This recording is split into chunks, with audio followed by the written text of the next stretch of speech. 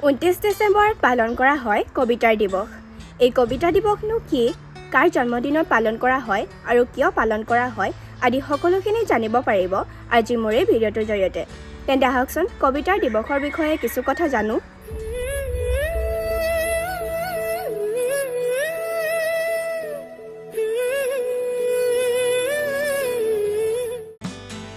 (29 ডিচেম্বৰ কবিতাৰ দিৱস) বিগত প্ৰায় 12 বছৰ ধৰি নৱকান্ত বৰুৱাৰ জন্মদিনটো কবিতাৰ দিন হিচাপে পালন কৰি অহা হৈছে।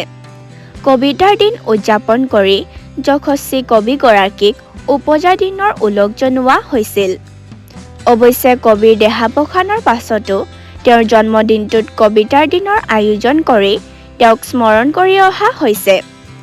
এই অনুষ্ঠানত নৱকান্ত বৰুৱাৰ কাব্যকৃতি সম্পৰ্কে আলোকপাত কৰাৰ লগতে অসমীয়া কবিতাৰ সাম্প্ৰতিক ৰূপ সম্পৰ্কে আলোচনা কৰা হয়।